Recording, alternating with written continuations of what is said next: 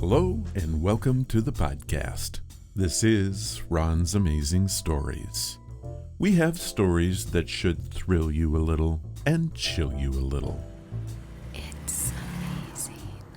What you'll hear are adventures sent in by you guys, classic stories from the pulp mags, and episodes from the golden age of radio. We have special segments like Ghost Stories with Sylvia. That's amazing. And These Are Your Stories. So settle in for the next hour and enjoy the show. One more thing. You just might want to prepare yourself to be taken away from today.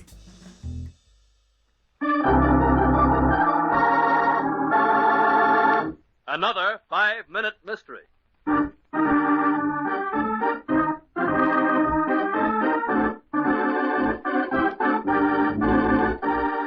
This 5-minute mystery is being brought to you by... Ron, I heard a strange rumor.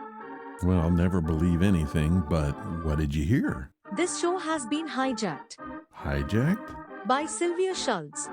Well, hijacked is a bit strong, but she is taking over today. Is it a good thing? I'm sure it is. So you're making out all right, Molly, with your husband in the Army. And why not, Inspector? Women are no weaklings. I can run this garage as good as any man now. Next thing you know, the women will be taking over the police departments. Yeah, just a minute. Hello, George's garage. Molly George speaking. Huh? Yeah, sure, I can handle it. Sure, be right over. Someone broken down? Worse than that, Inspector. A car just went over that 70-foot cliff at the Globe Tunnel. The Globe Tunnel? Hey, that must be some wreck. I'll follow you out in my car, Molly. This might prove interesting.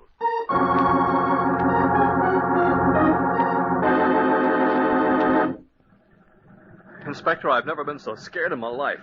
My brother Lester was driving the car, and he didn't get out. Hey, how about you men giving me some help here so I can get this car towed off the road? Right with you, Molly. One of you get in the tow truck here and pull forward, slow-like. I'll do it. Okay. Now, edge it forward. Just a minute, Mills, until I release the emergency brake on this wreck. Oh, no, it's not the emergency brake. The gear shifts in reverse. Man. Okay.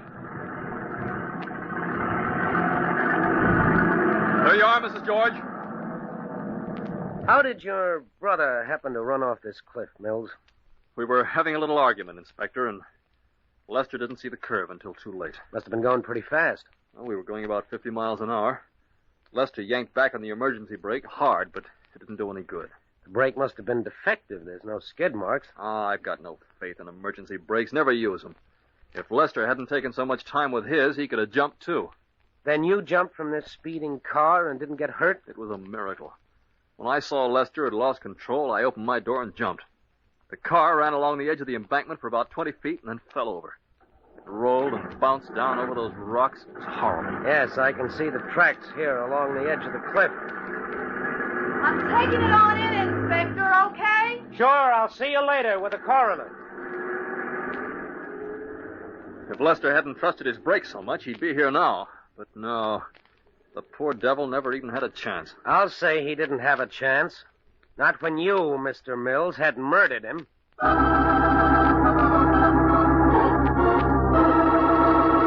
Were you as fast as the inspector in seeing through Mill's story? We'll see in a moment. But first...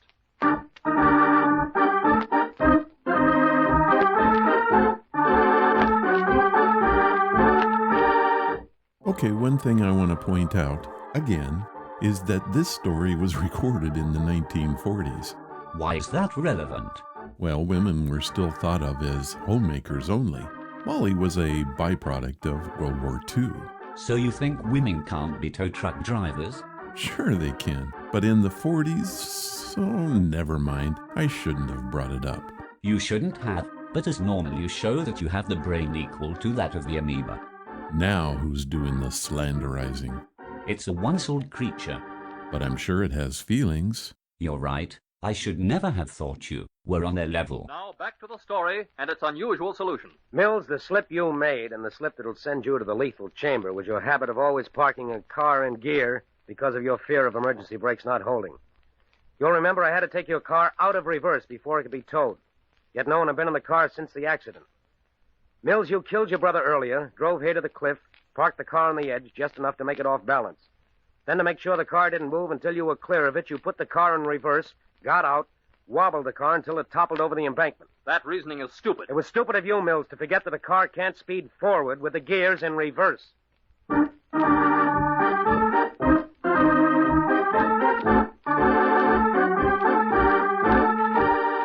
Well, as usual, a very eclectic story. Random ideas with no sense of purpose or proof. Kind of like you and an amoeba. Okay, I'm sure there's a slam in there somewhere, but I don't get it. It's better to let someone think you are an idiot than to open your mouth and prove it. You prefer the latter? BG, you're getting pretty good at this. I am a one-line genius.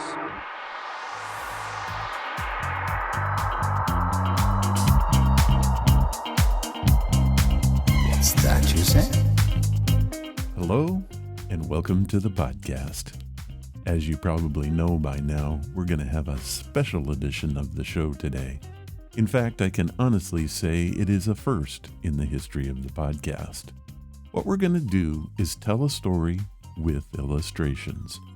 However, if you want to see and hear the show, you're going to have to listen to it on our YouTube channel. If you've never been there before, all you have to do is open Google, search for Ron's Amazing Stories YouTube, and you'll get right to it. Or you can follow the link that's in the show notes. Either one works. So what are we going to hear today? I think in this case, it's probably best just to start the show and let our resident ghost hunter, Sylvia Schultz, tell us all about it. Here is Ghost Stories with Sylvia.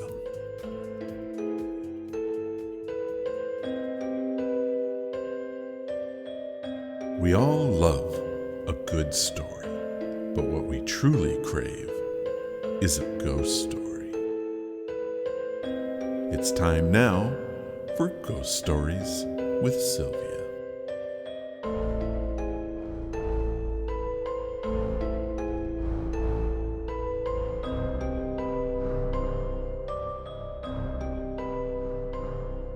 Sylvia Schultz is a librarian and author by day, but at night she becomes a ghost hunter. Following a lifetime spent in the pursuit of the weird and strange, her non-fiction works include Ghosts of the Illinois River, Fractured Spirits, 44 Years in Darkness, Fractured Souls, and Days of the Dead. We now cross over the veil to join Sylvia as she tells us more tales from the unknown. Sylvia, are you there? Hey, Ron, come on in. Well, wait a minute. That was a little too gleeful. What's going on? Oh, well, I have a surprise for everyone today. No. It's been a hot minute since... Okay, I've had too many surprises. I don't want any more. You're going to tell me that you just petted a puppy or something. Well, you know, puppy petting is an awesome, awesome thing. But no, actually, it's actually a ghost story surprise. It's been a hot minute since we've done Ghost Stories with Sylvia, so Yeah. I thought that we would get back into the swing of things with something really intriguing. Well, that sounds good. You know, I've been going through it around here, and it's kind of nice to get back on the saddle, so to speak. Yeah. So you got something for us? So what have you got? You're not going to do something strange and scare us all to pieces, are you? Well, you know how I've been kind of veering towards true crime. Yes, you have. I've loved every minute Yeah. of what you've done, especially your new books. So Thank you. I'm really enjoying it too. But what people don't realize is that I've had an interest in true crime for almost as long as I've been interested in the paranormal. Mm. So it kind of blends together. And I thought I would talk today about one of the most famous true crime cases in American history. Okay. So do I have to guess, or do I get some kind of clue or something? Oh, well, I'll make you guess and I'll give you a really good clue. How about this? What's this? Sounds scary. Just listen. Okay. Just listen. Lizzie Borden took an axe and gave her mother 40 whacks. When she saw what she had done, she gave her father 41.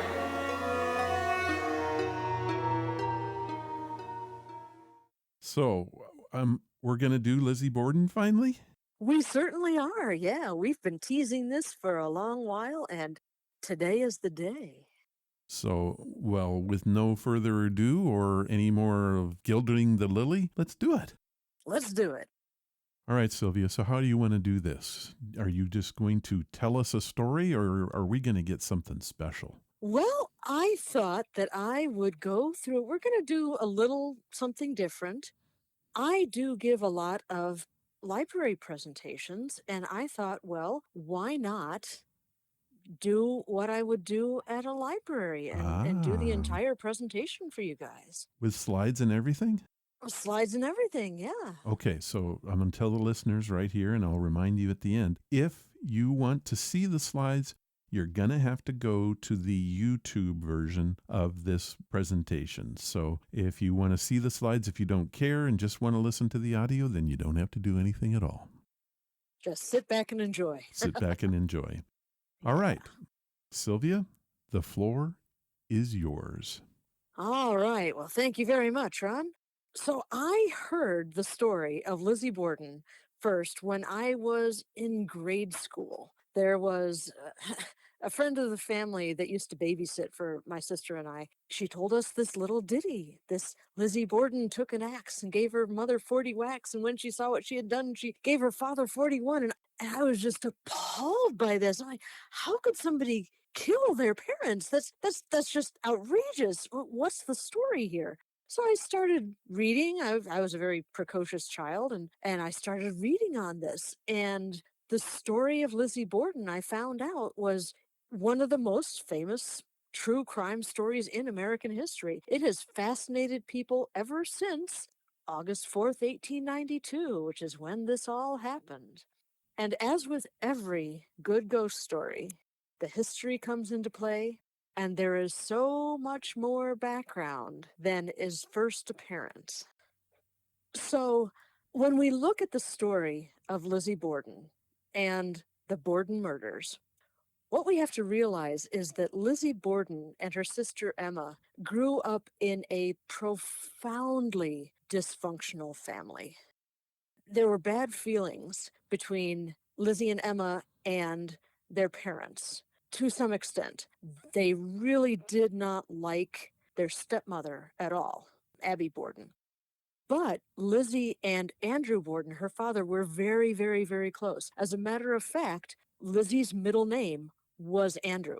That's odd. She was named after her father. Yes, her full name is Lizzie Andrew Borden. I don't think That's I've how ever she heard was of that named. before. Yeah. And that's what it says on her tombstone, actually. People will say, well, shouldn't they say Andrews or something? No, it's actually Andrew.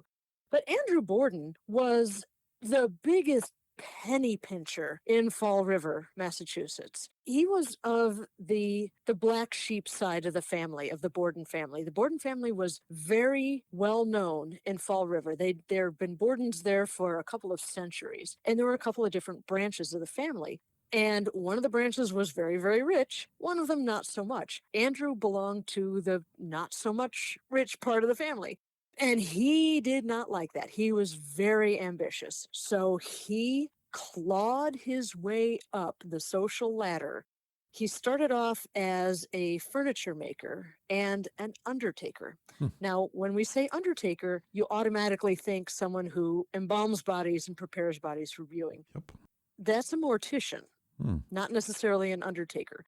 An undertaker, back in the 19th century, was someone who undertook to prepare a funeral, which means that he provided all the chairs for the guests at the funeral, for the services and whatnot.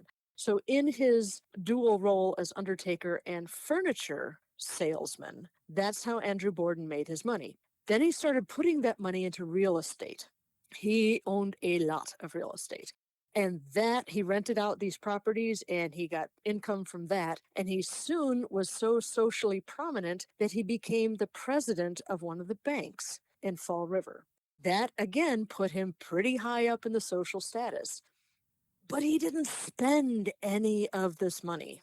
The Borden family moved into the house that you can see in the background of this particular slide. The house is laid out in a very strange setup. It was a railroad house for renters. It was not designed as a single family house. And when Andrew Borden bought it, he decided to do away with frivolities like indoor plumbing and electricity. The house was lit by kerosene lamps. He tore out all the electrical facilities and just made the family use kerosene lamps. And yes, he decided that, they don't need luxuries like, little flipperies like indoor plumbing. They had an outhouse. And Emma and Lizzie chafed under this.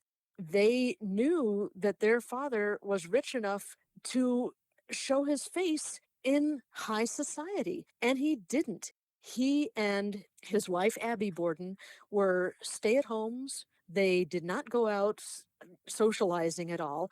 Emma and Lizzie did. Lizzie was very prominent in her church, and she actually, after she graduated from high school, Lizzie actually took a months-long trip to Europe, paid for by Andrew. Andrew doted on Lizzie. She was the apple of his eye, and he would just do anything for her except move to a nicer part of town or spend a whole lot of money. I mean, he had dresses made for her. Running water, right. It was interesting because he paid for her to take this huge months-long vacation to Europe. He paid for her to have dresses made and for Emma to have dresses made, but not much else. And the two daughters really chafed under this. The other thing to remember is that the woman who was killed, Abby Borden, was not Emma and Lizzie's mother. Their mother died when Lizzie was 2 and Emma was 12. Their birth mother was a woman named Sarah Morse Borden. The picture here is of Sarah with Emma, a very young Emma. Lizzie had not been born at that point. She died, as I said, when Lizzie was very, very young, from what was probably something like uterine cancer. It was some female affliction. And on her deathbed, she tasked Emma with taking care of baby Lizzie. That was her dying wish, and Emma took that responsibility very seriously. She would do anything for Lizzie. And Lizzie knew it. The sisters were rather close, and Lizzie knew that she could count on Emma for absolutely anything because of this deathbed promise that Emma had made. So after Sarah died, Andrew Borden needed a mother for his 2 little girls who were suddenly left motherless. So he married a woman named Abby. Now, Abby was a spinster. She was in her mid-40s by the time Andrew decided to marry her. She had pretty much given up hope of ever being married. So she felt that she had really lucked into this situation. The problem was that Lizzie and Emma did not see Abby as a mother figure. They had lost their mother. And even Lizzie, as young as she was when Sarah died, never really accepted Abby as a replacement mother. So Abby tried her best. She was a sweet lady. She tried to take care of these little girls, but they just never warmed to her. So that was another source of tension in the household. Andrew ran a tight ship and wanted his daughters to kind of keep in line. And the fact that they honestly disrespected Abby. They never called her mother. They referred to her as Mrs. Borden. That was a source of conflict for him. So Lizzie, in particular, kind of acted out. She was a known kleptomaniac. There was a burglary that had happened at the Borden house several years before the murders. And Andrew reacted very strangely to this burglary. There was a little bit of money taken, like under $50. And there was a stack of carriage, like horse-drawn carriage cards, like streetcar cards that were like tokens to put on to write on the streetcar. That was missing. And then there was a watch of his that was missing. Not very much. It wasn't a huge burglary. But Andrew decided not to have the police investigate it. And after this burglary, Andrew became obsessive about having the house locked. And that will come into play when I describe the events of the morning of August 4th, 1892. The other people who lived in the house were Emma Borden, Lizzie's sister, and their servant, their Irish servant, Bridget Sullivan. Bridget was a young Irish immigrant, and she also felt that she had gotten very lucky to have work in the Borden household. She was a servant, so they asked her to do stuff, but she really kind of had it easy. She did not have it as hard as many Irish immigrants of the time, of the late 19th century. She got along fine with the Bordens. She got along fine with Andrew. She got along fine with Abby. And she got along with the sisters. She felt like she was in a pretty good place. The only sticking point was that either through ignorance or laziness, every member of the Borden family did not call her Bridget, which was her name. They called her Maggie. Maggie was the name of a previous servant of theirs, also Irish, and it was kind of a slur because they didn't bother to learn her actual name. And there were so many Irish maids named Maggie that they were just like, oh, they're all interchangeable. Let's just call this one Maggie too. So yeah, kind of a slur. So the week of August 4th, 1892, there was another guest in the house, and that guest was John Morse. This guy was actually Emma and Lizzie's uncle. He was, I remember I mentioned Sarah Morse Borden was their mother. John was Sarah's brother, which made him Lizzie and Emma's uncle. John Morse was quite the character. He started off in Fall River. He moved out to Iowa to be a horse trader. And he had the bad reputation that that many people think of when you say horse trader. Not any fault of his own, but yeah, he was known around Fall River as kind of a shady character. Nobody really trusted John Morse, so that suspicion fell kind of heavily on him for these murders. And it was interesting because when he went about his day that day, August 4th, 1892, he made sure that he could account for his whereabouts at every single moment of the day. It was very strange. So people kind of cast a strange eye. They looked at him kind of sideways after this. Well, what do you expect from a horse trader? Exactly, as I'm saying. So as we can see, this was a household that was wound really, really tightly. There were so many tensions in the household that everyone was just strung tight as piano wire. You had you had Abby coming in, and even though she had been a part of the family for years, the girls just did not accept her ever. Andrew was this tight-fisted miser, and his daughters chafed under his iron-fisted rule. He did not allow suitors into the house, and Lizzie and Emma really wouldn't have wanted suitors in their house because it would have been uncomfortable. I mean, here you have this glowering Andrew sitting there judging whatever boy you have come over, and Abby sitting meekly like a mouse in the corner. What fun would that be?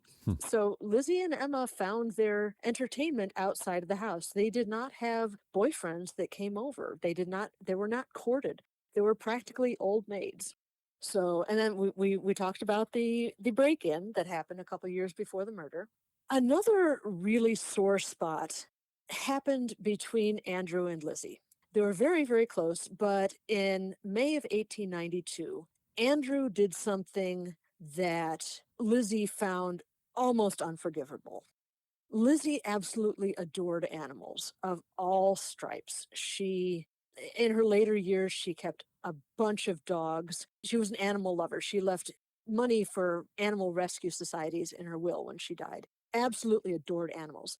And part of Andrew's penny pinching was the fact that when he became the bank president, he realized that he could walk to his bank from the house.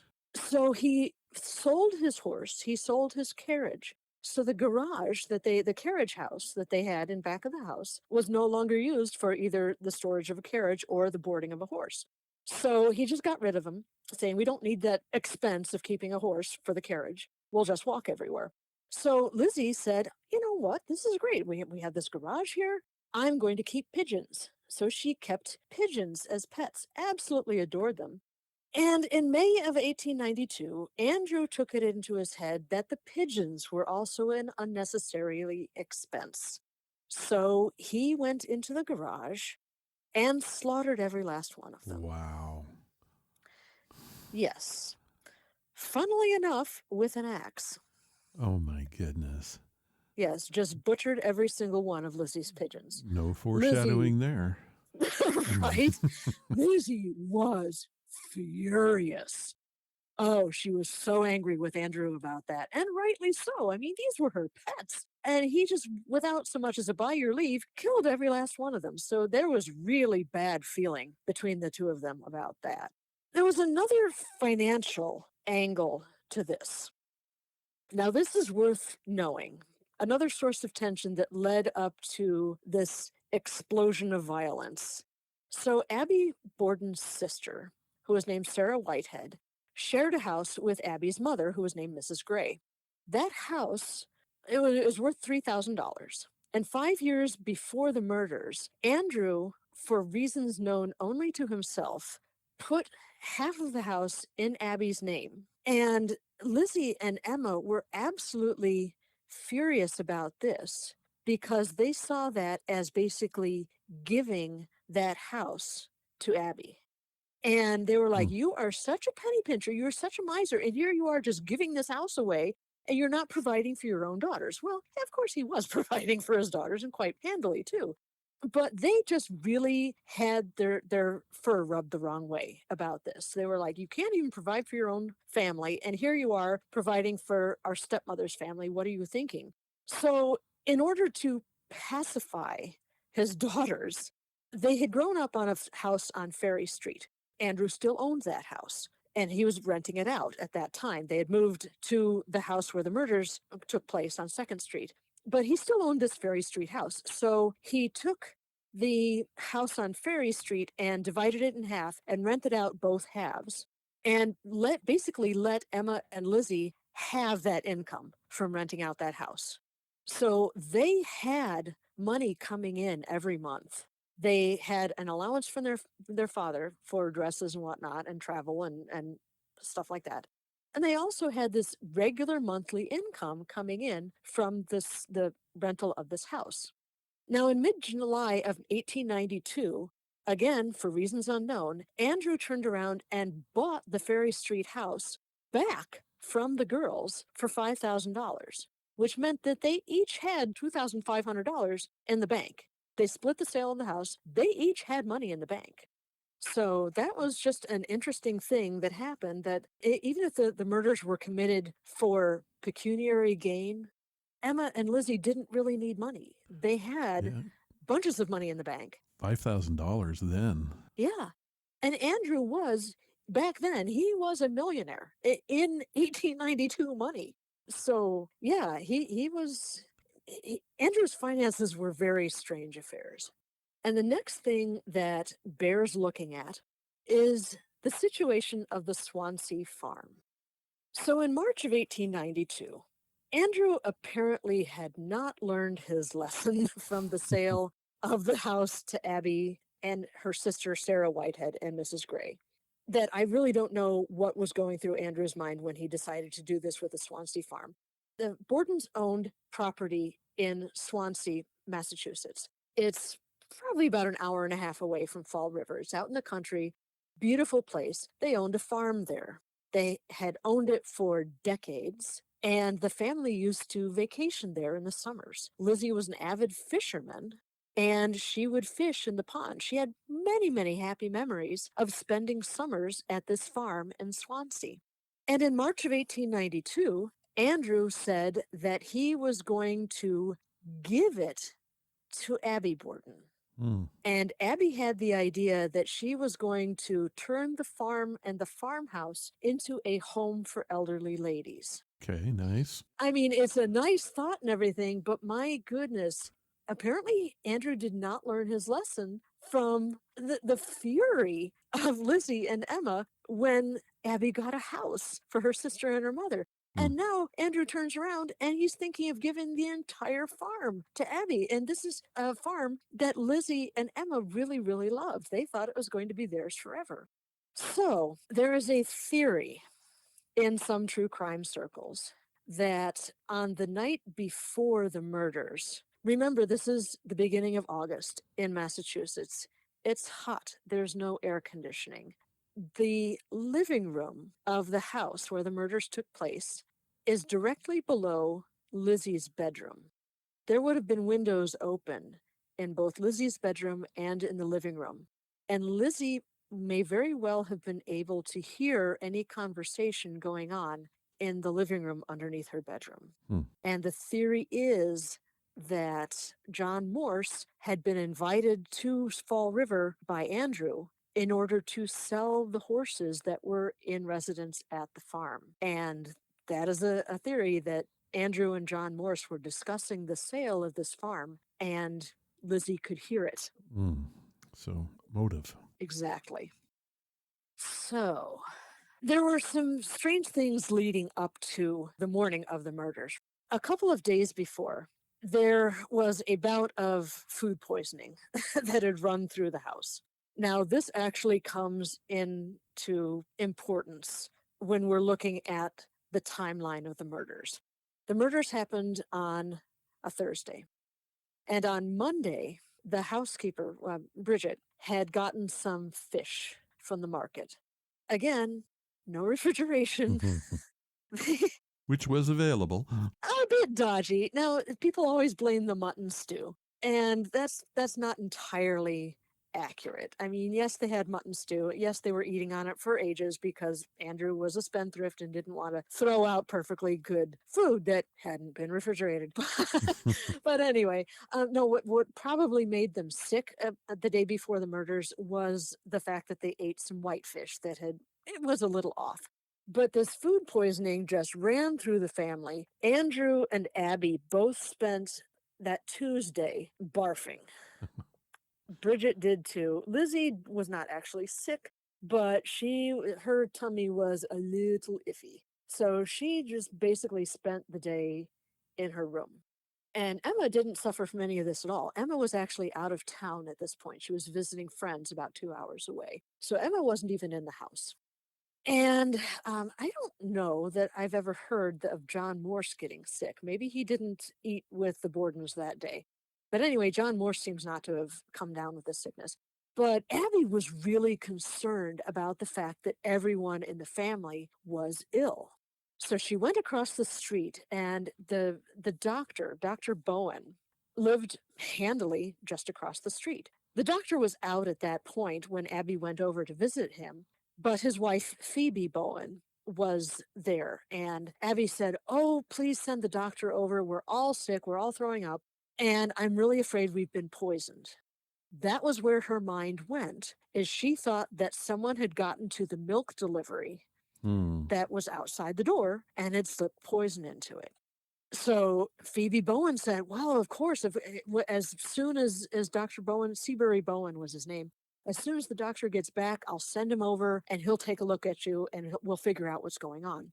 So Abby came back, and Andrew discovered that Abby had been across the street talking to Phoebe. And he was mad. He was like, I don't need a doctor. I am not spending money on a doctor. So when Seabury Bowen came over later that afternoon to examine everyone in the household, Andrew sent him away with tart words. He was like, I don't need you. Who asked you to come over here? Abby, she doesn't know what she's talking about. We do not need a doctor. Just go away. I'm not paying you any money. So the Dr. Bowen left. He's like, okay, fine. You know what? You're the boss. So they spent the evening just absolutely miserable. But Andrew did not want to see a doctor. So on Thursday morning, everyone in the family got up. Lizzie stayed in bed a little later. She usually got up a little after everyone else. Andrew and Abby got up around 6 o'clock in the morning or so. And of course, Bridget was up because she had to do breakfast for the family. John Morse also got up pretty early and he was out. He decided that he was going to run errands in town. So he was going to be away from the house all day.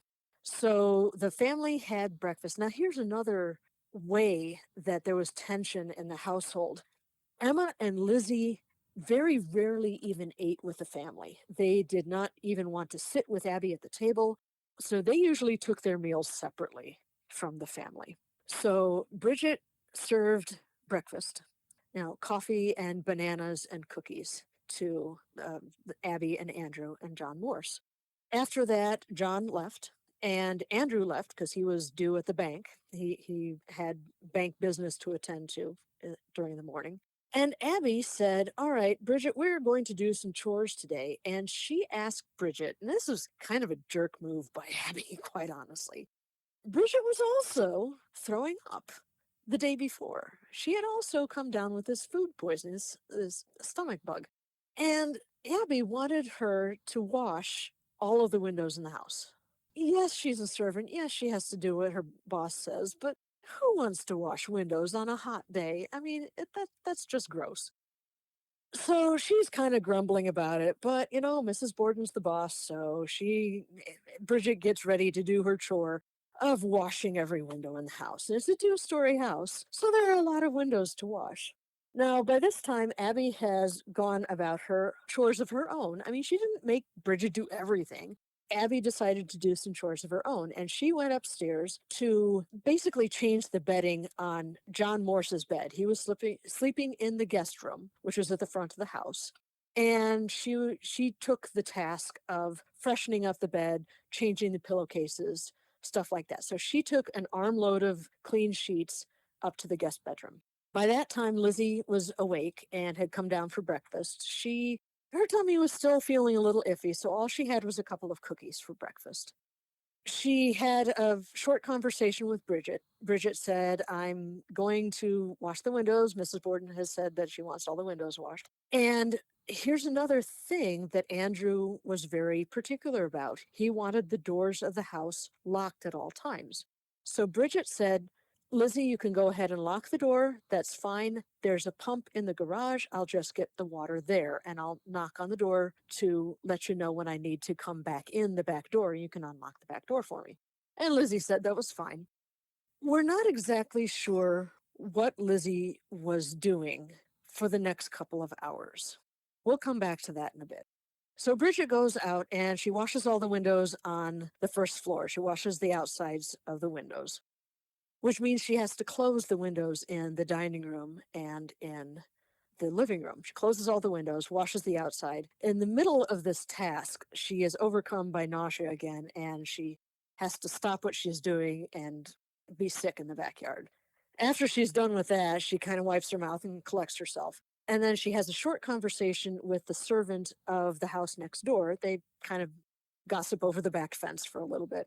And then Bridget comes back into the house to finish up washing the windows on the inside of the house.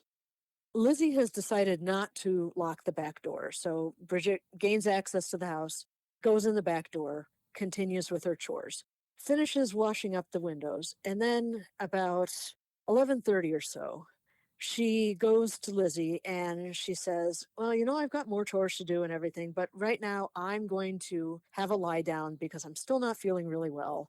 I'm just going to go take a nap.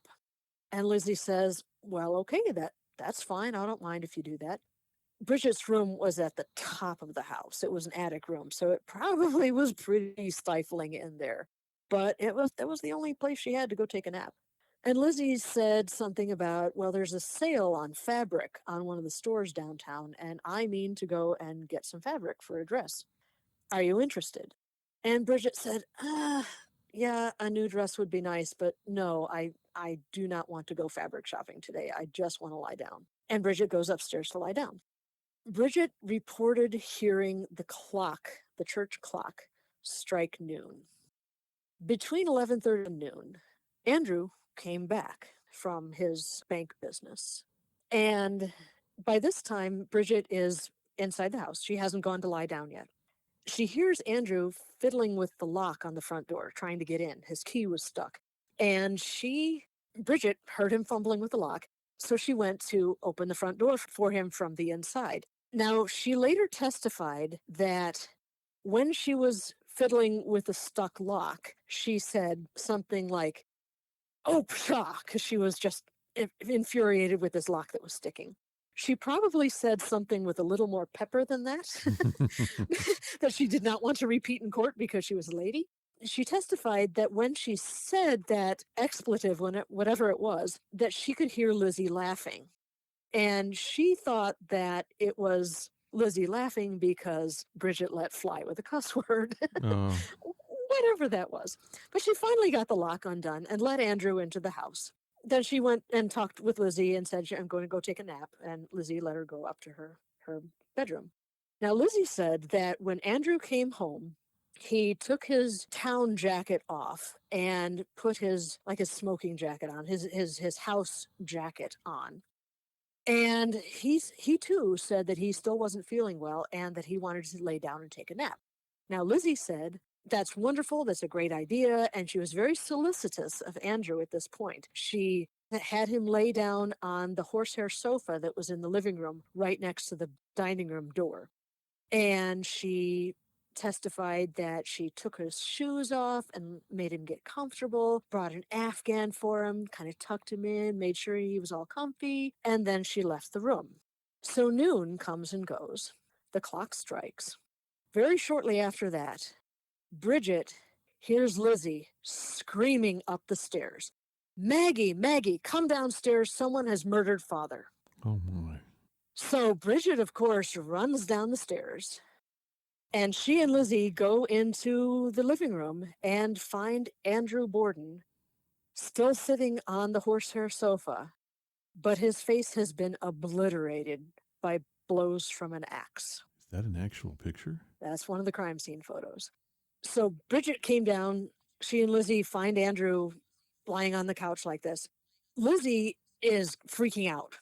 She sends Bridget across the street for Dr. Bowen. Dr. Bowen's not home.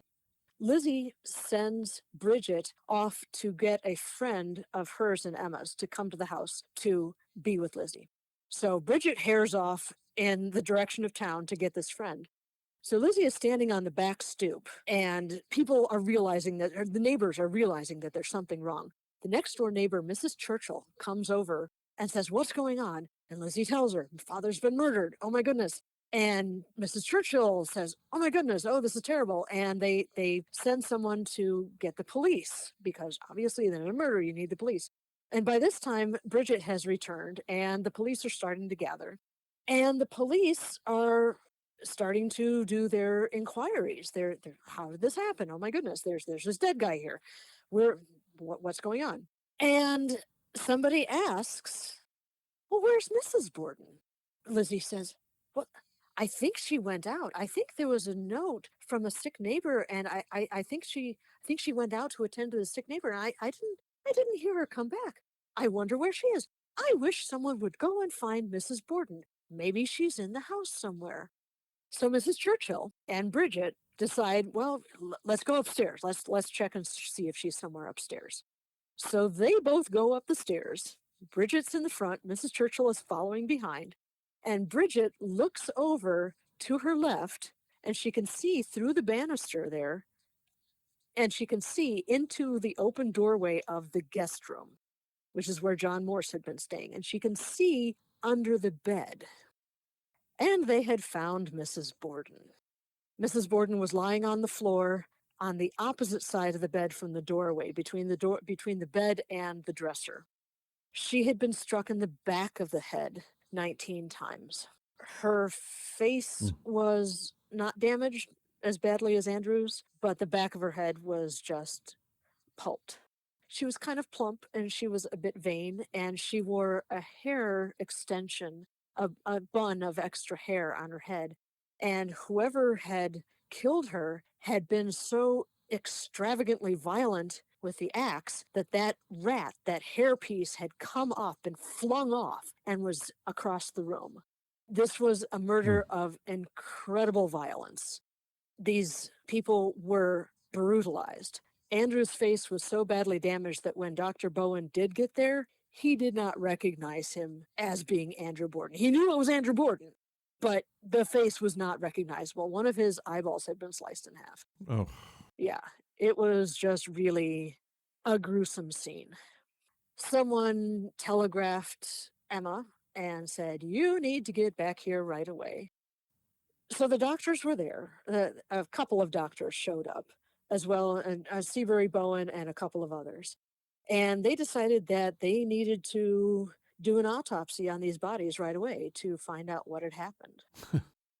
And they did that autopsy on the dining room table that you see here. Oh, man. That's why this slide is in here. And yes, this is not the table that they did the autopsies on, but they did the autopsies right there in the house, right there in the dining room, right next to the living room.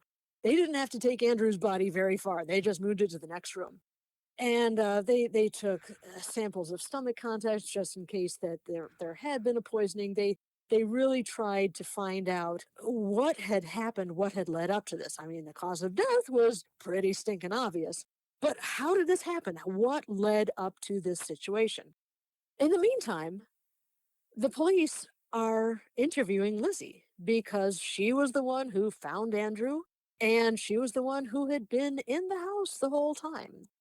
Bridget had been in the house, but she was looked at, but not very seriously as a suspect. But Lizzie, I mean, she was Andrew's daughter, so they were really asking her some hard questions. And one of the first questions they asked her was, "Do you know who would have wanted to kill your father and mother?" And Lizzie said, "She is not my mother." She was adamant about that. She was under no circumstances going to let the police think that Abby Borden was her mother. She said, "She is not my mother."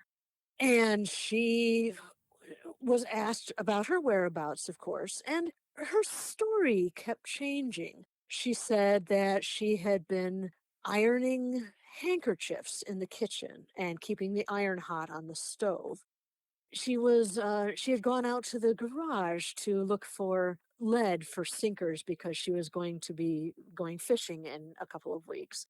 Or, oh, no, she went out to the garage, but she wasn't there looking for lead. She was looking for something to repair one of the window screens that had been damaged. Oh, no, not the window screen. She had gone, that's what, she had gone upstairs and she had picked some pears from the backyard, and she sat and ate 6 pears when she was in the second story of the garage. That's what she was doing. So her story kept changing. And that really made the police suspicious. Another thing that people found suspicious was Mrs. Churchill and then the friend of the family had arrived, and they were very solicitous of Lizzie and trying to fan her because, this is the Victorian age and ladies need to be fanned when a shock happens to them. And they kept trying to loosen her corset and loosen her bodice of her dress a little, and she just kept pushing away. I'm fine. I don't need my corset loosened. I don't need my bodice loosened. Just leave me be. Don't unlace me. Just leave me be. So she refused to have her bodice loosened at all, and people found that a bit strange. So Emma returned to the house, and she was there for the funeral, which happened on Saturday. Andrew and Abby had been laid out. They were in simple coffins with a very simple flower arrangement on each coffin. The funeral was actually held at the house in the living room where Andrew had been killed.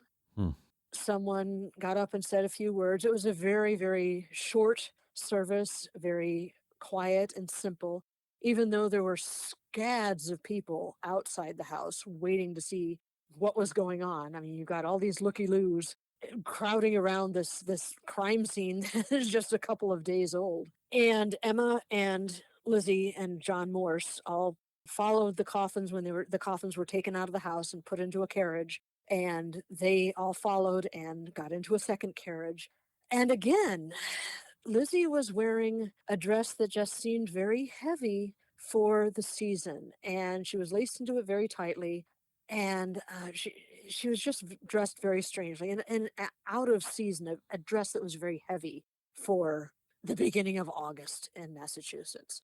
And again, people watching thought that was very strange. So the carriage and the procession go to the graveyard, and Andrew and Abby are taken out and put next to their grave sites.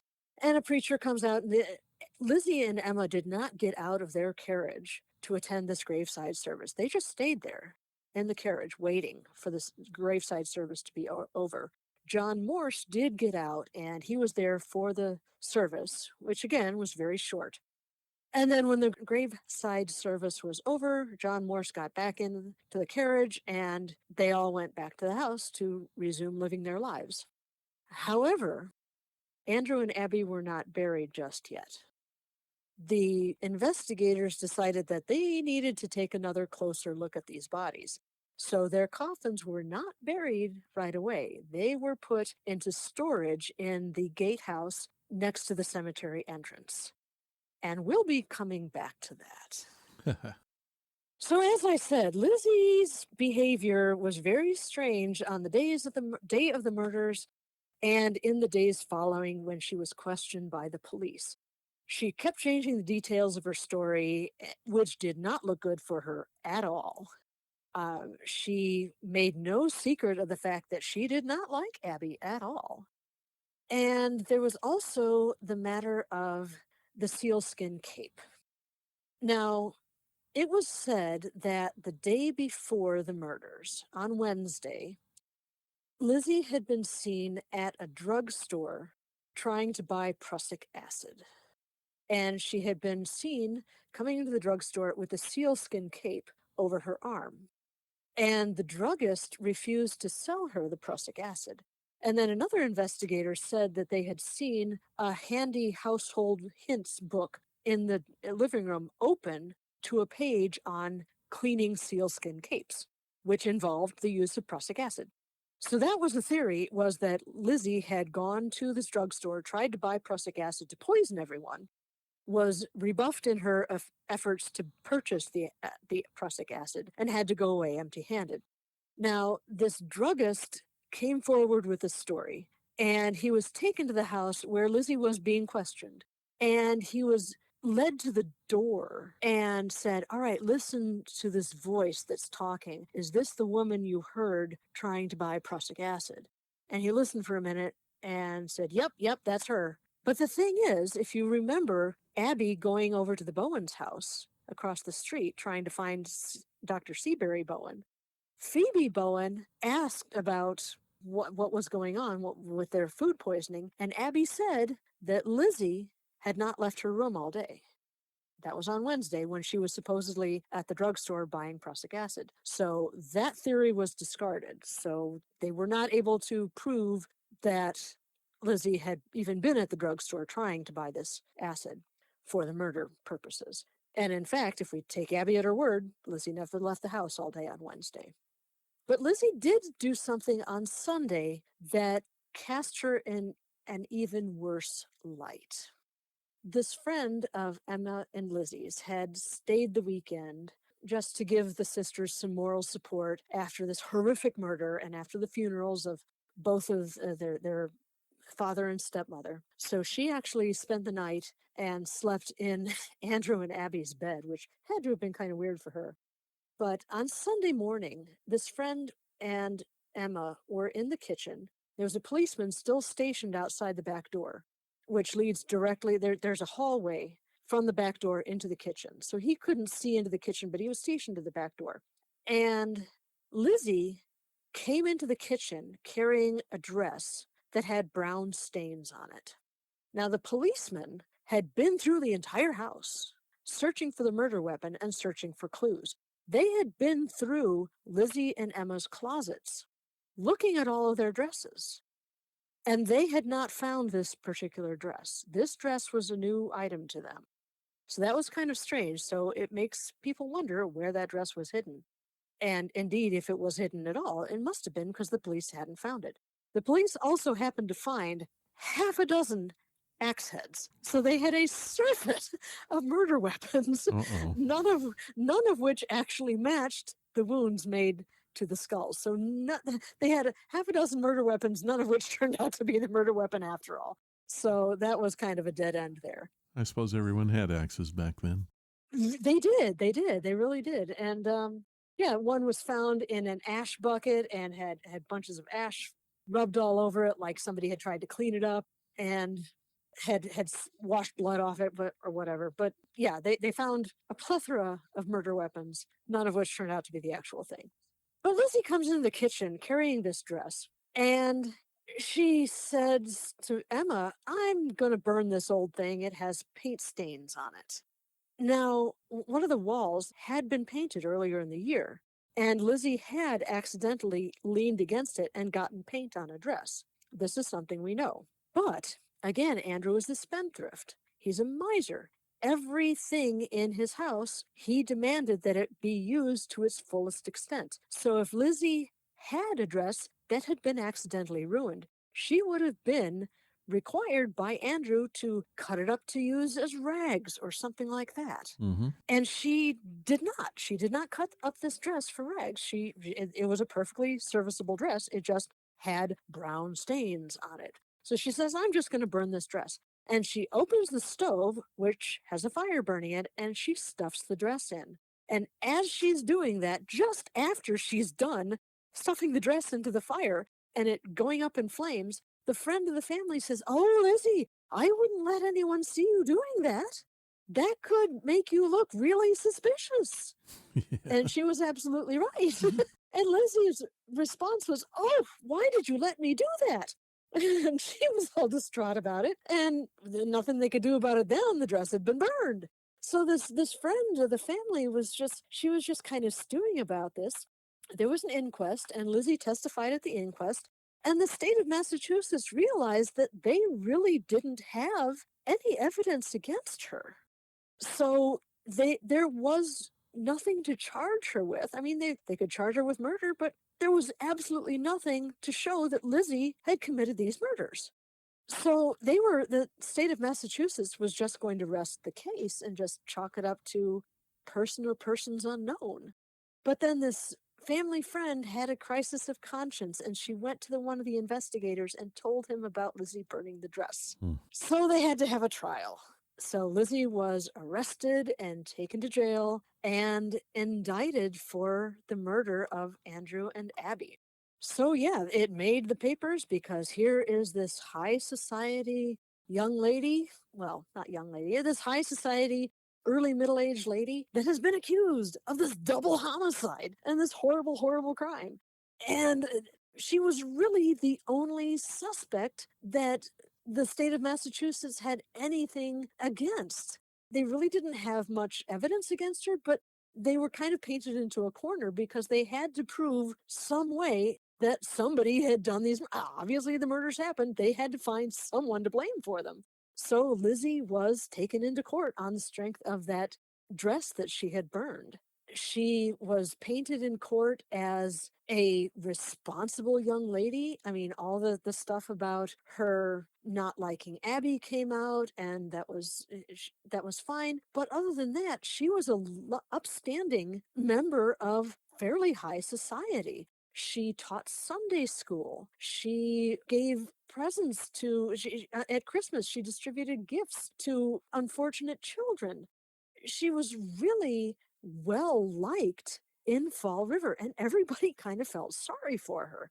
When she was in jail, people would send her gift baskets of fruit and candy and sweetmeats and everything. And when she was in jail, she was treated very, very well by the warden and the house mom, sort of, the warden in charge of the women. So Lizzie actually never testified in her own behalf. She was never called to the stand. Emma was, Bridget was, John Morse was, and John Morse was. It was very strange because, like I said, he could account for his whereabouts every single moment of that day. He said that he rode the streetcar to thus and so places in Fall River, and he had the streetcar tickets, and he said, yes, I spoke to a priest on the streetcar, and he can vouch for me that I was on the streetcar, and he just had an alibi for every moment of the day. And he said that he came home, saw all these people clustered around the doors of the house, and came in and asked Lizzie what happened. And she said, oh, father's been murdered. And John Morse's reaction was like, what? And it was something like, it wasn't supposed to happen this way, which people found very strange. But again, they couldn't pin anything on him because he had an alibi for every single moment of the day. So again, Emma testified, Bridget testified, and Lizzie was in court listening to all this testimony. And then the prosecution decided to drop a bombshell. They whipped the black cover off of a table, and sitting there on the table were the skulls of Andrew and Abby Borden. Neither Emma nor Lizzie had been told that this was going to happen. Oh, wow. But yes, the prosecution, the investigators had taken the heads after the service and buried the coffins without the heads Oh, wow. because they wanted to examine the wounds more closely. So they defleshed these skulls and kept them until the trial. Lizzie fainted and had to be brought round. This was such a shock to her, obviously, that she just lost it. She just slithered bonelessly to the floor. She was completely not expecting that. The prosecution was adamant as trying to find somebody to blame for all of these murders, these two horrible murders, and they were trying to shock people, I guess, with the sight of these skulls. And it worked. Lizzie was suitably freaked out, but still, they were not able to prove that Lizzie had done this. So Lizzie was found not guilty of the murders. The jury deliberated 45 minutes, and the only reason they took that long is because they wanted to be seen to be actually thinking about it. They actually spent about 5 minutes finding her not guilty, and then just hung out in wherever they were sequestered just to make it look like they were doing something. And her character was so well known and so admired that she was found not guilty. So she was left to continue on with her life in Fall River. Of course, she had this stain of notoriety about her. She most likely heard that little ditty about Lizzie Borden took an axe. She most likely heard children saying that as a jump rope song outside her own window, which is just messed up. She and Emma finally got the house in the nice part of town that they had wanted all along. She moved up on the hill. They kept the house that the murders happened in, but they bought a really fancy new house. And Lizzie, flying in the face of what polite society thought, named the house. She named it Maplecroft. And she decided to announce this grand name to everyone. And she had the word Maplecroft carved into the steps at this beautiful grand new house. Everyone in society kind of sneered at this. This was not the done thing. And this was a kind of gauche, nouveau riche thing to do. And people kind of sneered at Lizzie for that. She did a lot of entertaining at the house. She went to New York on trips, took a lot of trips to see New York theater, was actually apprehended in New York doing some more of her light-fingered five-finger discount things, stealing stuff from posh New York stores. So she kind of got in a little bit of trouble for that too. She threw these lavish parties with a lot of theater folk, which again, not really good for her reputation. Emma just finally had enough. There were rumors going around at the end of Lizzie's life that she had taken up with a much younger man who was her chauffeur.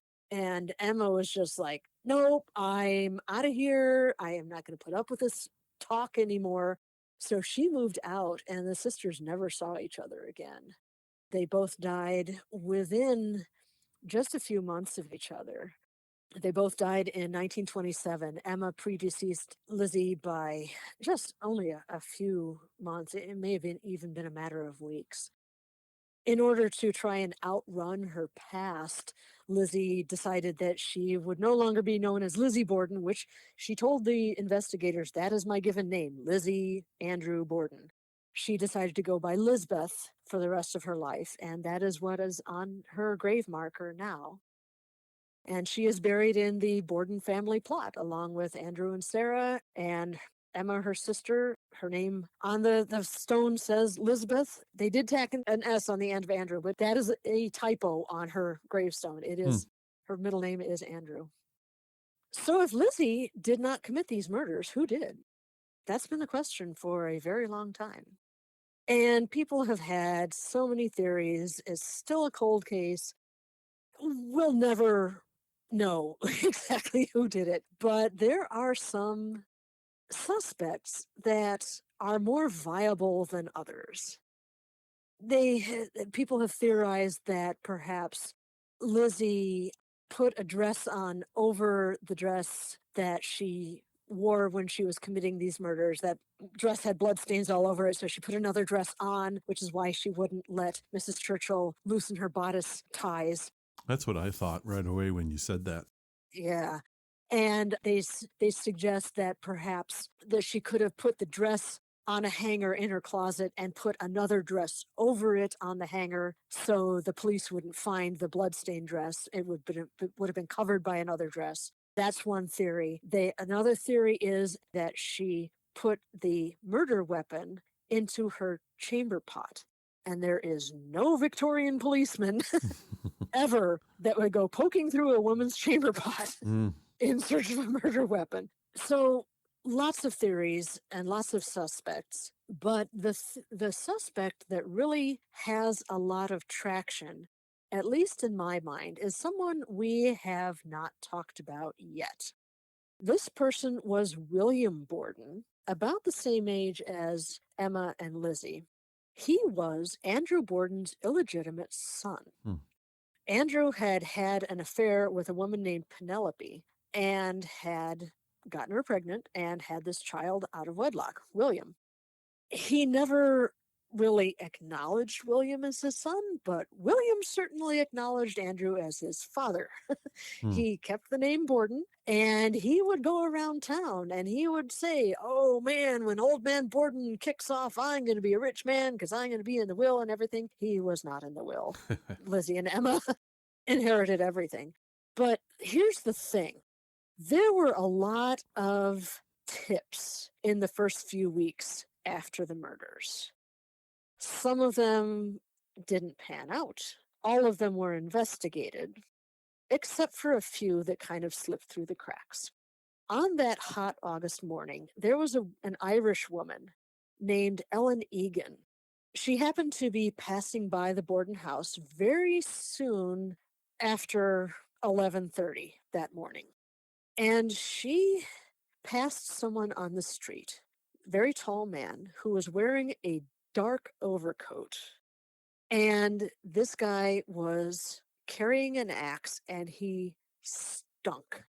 He stunk to high heaven. And the stench coming off of him was so overwhelming that Ellen Egan had to totter over to the shade of a tree and sit down before she passed out. That's how bad this guy smelled. So she heard about the murders very shortly after that. And she got to thinking, I'm like, man, I should tell somebody about this. She went to the police station and tried to get in to tell a policeman about this guy. And they blew her off. They're like, here's this poor Irish chick trying to come in to talk to a policeman, and we don't want to hear what some Irish woman has to say. So they blew her off. But the thing is that William Borden was a very interesting character. He had a couple of jobs. He owned an apple orchard, and he was also a horse knacker, which meant that if someone had a sick horse or a horse that was old and elderly and not doing so well, William Borden would be called to put the horse down. The way he did that was he had an axe that he was very fond of and kept very sharp. And he was known for being able to dispatch a horse with one blow from this axe. He was unnaturally attached to this axe. He carried it everywhere with him. He would like pet it and call it pet names and everything. He was a little half a bubble off a plum, if you ask me. But yeah, he was very attached to this axe. In his job as an orchard manager, he would make apple cider, and he would have to wash these apple cider barrels out with a strong lye solution, which smelled really bad. And in his job as a horse knacker, he would have to butcher these horses. That also made him smell really bad. And it's known that his wife would often make him sleep in the garage because he just stank so bad. So that is a very viable theory, is that William Borden was tired of waiting for his supposed inheritance, and he offed Andrew and Abby in order to get it. Another theory is that perhaps Lizzie paid him to do it, because Lizzie and Emma were tired of waiting for their inheritance. But he seems to be the most viable suspect. There's another theory that says that Lizzie killed Abby first. Obviously, Abby was killed before Andrew was. Abby was killed probably about 9:30 in the morning, and Andrew was killed between 11:30 and noon. That was important because if Andrew had died first, his estate would have gone to Abby, and when Abby died, his estate would have gone to her relatives. But since Abby died first, her estate, what there was of it, went to Andrew, and then Andrew's estate went to Lizzie and Emma. So it really was important to discern who it was that was murdered first. So another theory is that Lizzie was just fed up with Abby, and she murdered Abby and then hung around until Andrew came home and knew that Andrew would look at her differently if he knew that she had murdered Abby. So she had to kill him too. She was forced to kill him too. There is a theory that in the crime scene photo of Andrew, you can see that he is leaning with his head on a dark object here. When he came home, he took his long dark jacket off, and the theory is that Lizzie put that jacket on backwards over her dress, almost like a butcher's apron, to avoid getting any blood on her. So again, that's just another theory of how she could have done it, if indeed she did do it. Now, there's something interesting about this crime scene photo of Andrew, which is that Lizzie testified that she had taken her father's shoes off and had helped him arrange himself lying down on the couch. But in this crime scene photo, you can see that he is wearing his shoes, and he is not lying on the couch. As a matter of fact, his fists are clenched like he was about to get up and smack somebody, and he is not lying. He looks like he was sitting and then just slumped over. So the theory is that this William Borden person came in, confronted Andrew saying, "I want money." Andrew recognized him and said, "No, you're not in my will," and clenched his fists as though he was going to get up and attack William, and William attacked him. Again, different theories. So the legend of Lizzie Borden, of course, has reverberated through the ages. It's been written about, it's had movies made about it, all sorts of these different interpretations of what happened and did Lizzie do it. Most of these movies do kind of point to Lizzie as the murderess. Many of these movies don't even mention the fact that she was so highly regarded and that she was a Sunday school teacher, that she was a really nice person. They kind of gloss over that. The Lizzie Borden bed and breakfast is open, and you can rent rooms in the house, and you can stay overnight in Lizzie's bed. It's really astounding to visit there. And you'll notice, if you watch the YouTube version of this, you'll notice that a lot of these photographs are in color instead of black and white, because I took some of these photographs because I have been to the Lizzie Borden house for an investigation. And yeah, it's really fascinating because the owners have restored it to the way it looked in August of 1892, rather. Does it have electricity? It does have electricity now. And there is running water. There is a plumbing system in there now. But other than that, they have kept it very much in the way that it was on that morning. The difference is that I mentioned earlier that the house has a very strange arrangement. There is a door between Lizzie's bedroom and Andrew and Abby's bedroom, and that was kept locked at all times. And Andrew made sure that Lizzie knew that he knew where the key was at all times, because he really did blame her for that break-in, which was probably Lizzie just snatching stuff. And Lizzie had actually put her bed against that door. That door is now open, and Lizzie's bed is moved over on the wall, so you can actually go through that door as you're going through the house. But it's a fascinating place, and it is haunted. I spoke with fellow investigator that he and his wife spent the night at the Lizzie Borden bed and breakfast, and they slept in Lizzie's room. And his wife used to go on investigations with him, and she refuses to now because of what happened to her at the Lizzie Borden house. She was awakened in the middle of the night by someone invisible trying to take the rings off of her fingers. Oh, dear. Lizzie was a Lizzie was a known kleptomaniac. And then the next morning, this fellow was in bed, and his wife had gone to take a shower. Since it is a bed and breakfast, it does have indoor plumbing now, like I said. It does have electricity. And the room that used to be the walk-in closet for Lizzie and Emma's dresses is now the bathroom with the tub and the shower and everything. His wife had gotten up before he had and had gone to take a shower, and something pushed her in the shower, and she slipped and almost fell and hurt herself badly. Oh, wow. Yeah. So she refuses to go on any more investigations with him. Yeah. So there we go. There is the story of Lizzie Borden.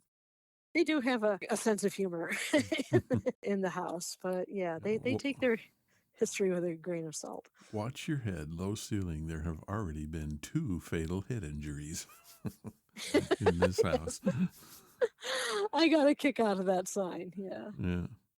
So, are there any questions? Well, just more of a comment that the whole scene where you were talking about, I think his name's William, carrying his axe around, loving his axe and all of that. Well, the thing is, if he's able to kill a horse with one blow, then why did he need 41 to, take out the dad? So I suspect he's innocent.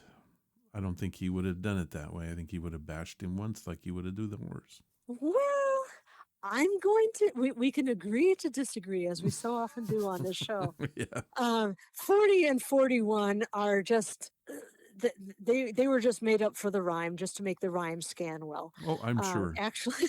Actually, Andrew was dispatched with 11 blows to the face, and Abby suffered 19 blows to the back of her head. But still, I think it was still, yeah. That's exactly what I thought when I first read about this. Well, boy, this guy was known for taking out a horse with one blow, and I think it was just that he was really, really, really angry, and his passion.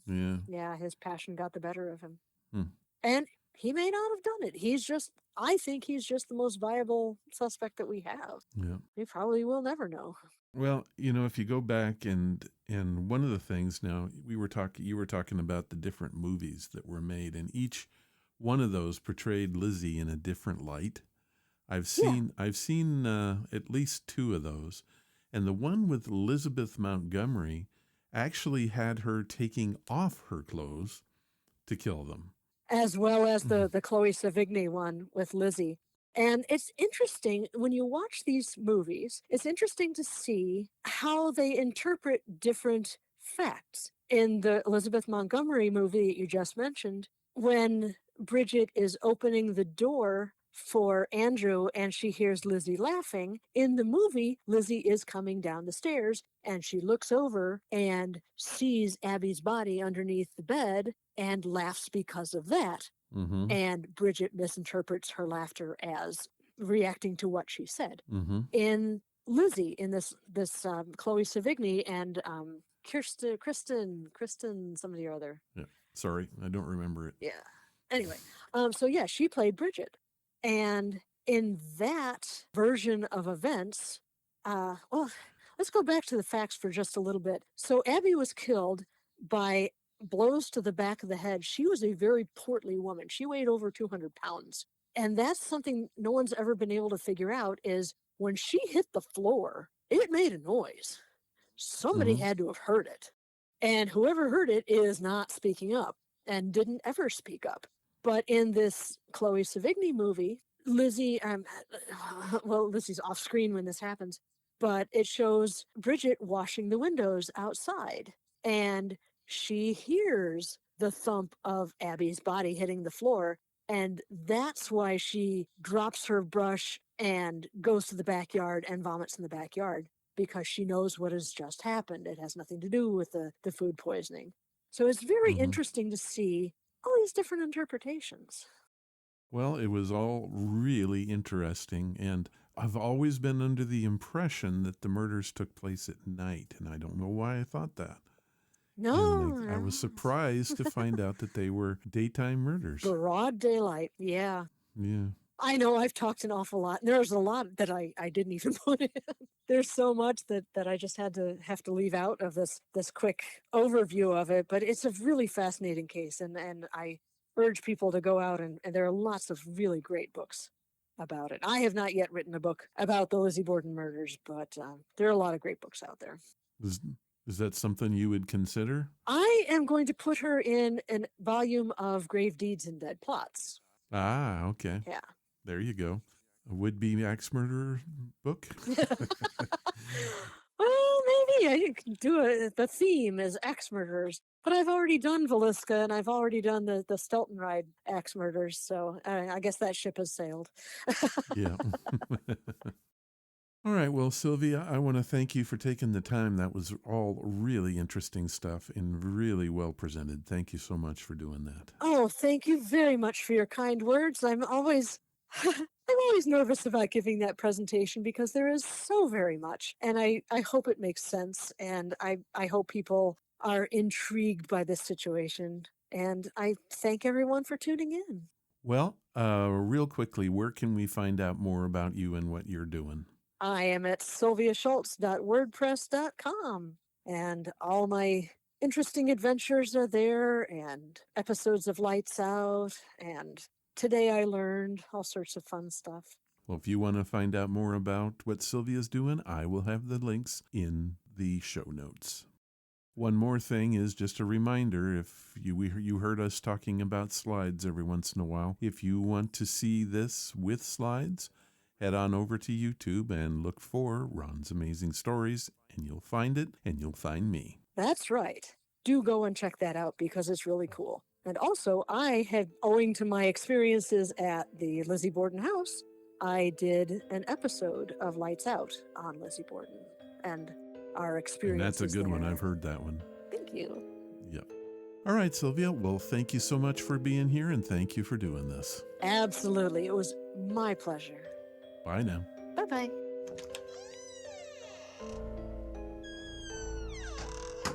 Ghost Stories with Sylvia was brought to you by Audible. Audiobooks make everything better. I always have a great time talking with Sylvia, and I learn all kinds of new stuff. If you want to visit her on her home turf, head to sylviaschultz.wordpress.com. There you will find her blog and access to the podcast Lights Out. I will have links available in the show notes. Thank you, Sylvia. Audible has sponsored the show now since July of 2019. We have reviewed more than 140 audiobooks, and the list keeps growing. Did you know that Audible has over 200,000 books available? And a lot of those are included in the free catalog. Audible is amazing, and it is the perfect companion to Ron's Amazing Stories. If you like this podcast, you're going to love Audible. Get a free audiobook and a 30-day free trial at audibletrial.com/Ron's Amazing Stories.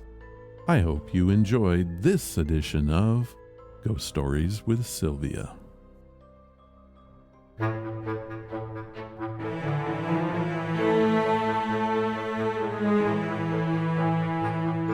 I don't mind telling you that was episode 580, and my thanks and admiration goes to Sylvia Schultz.